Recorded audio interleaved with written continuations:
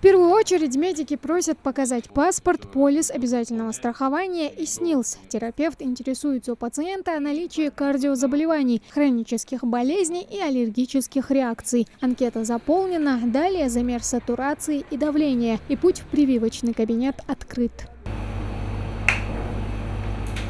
Амине Барханоевой кабинет прививочный уже знаком. Ровно 21 день назад она прошла первый этап вакцинации. Привиться захотела, несмотря на все слухи вокруг прививок. Девушка, наблюдая за нестабильной эпидобстановкой, решила обезопасить себя и своих родных. Уже после прививки она ожидает в процедурном, под наблюдением врачей. Первый этап у меня прошел положительно, я не болела. Вот сегодня прошел второй этап. Нормально себя чувствую, хорошо. Ухудшения, состояние не замечали? Нет, все хорошо.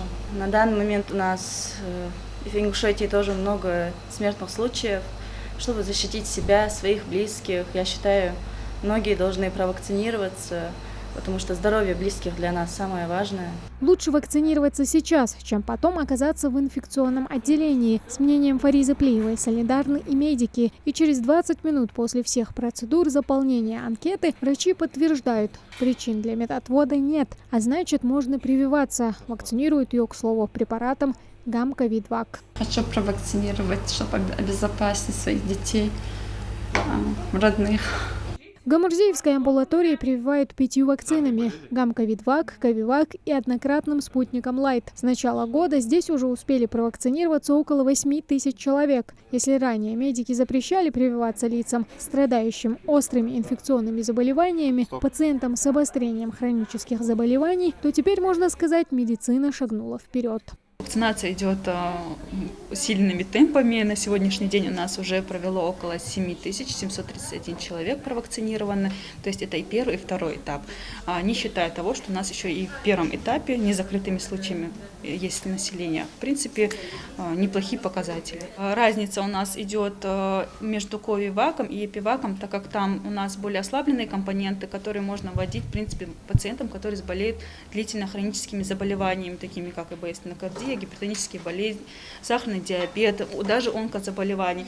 Вот с недавних стандартов ввели изменения, что даже ВИЧ-инфицированным можно вводить компоненты, беременность тоже является не противопоказанием. В принципе, вот именно такому населению мы вводим более ослабленный, это Эпивак и Ковивак. Зачастую желающих вакцинироваться сдерживает страх ухудшения здоровья. Как делятся медики, после вакцинации не исключены и головные боли, повышение температуры и отеки на месте инъекции. Но это все норма. В таких проявлениях, в принципе, пациент может просто принять нестероидные противовоспалительные препараты, такие как ибупрофен, парацетамол, которые купируют этот синдром. Это является нормой, и тут переживать абсолютно не стоит. А также может быть развиться местные изменения реакции. Это вместе инъекции у нас может быть отек и гиперемия. В таких случаях можно просто антигистаминные препараты принять. Обращались к вам с жалобами на ухудшение состояния? Таких случаев пока не было. Зафиксировано, по крайней мере, в амбулатории. По словам медиков, тех, кто перенес ковид в тяжелой форме, выдает взгляд, сонливость даже после долгого сна, вялость, отсутствие всякого желания активного времяпрепровождения. Долгое время мучает и дыхательная недостаточность. Коллективный иммунитет – вот эффективное оружие. Выработка антител у вакцинируемых начнется уже через 10 дней после прививки. Ну а желающие пройти вакцинацию могут записаться на прием в удобное для них время. Тамара Хшагульгова, Адам Мережков, Асхаб Белакеев, Новости 24.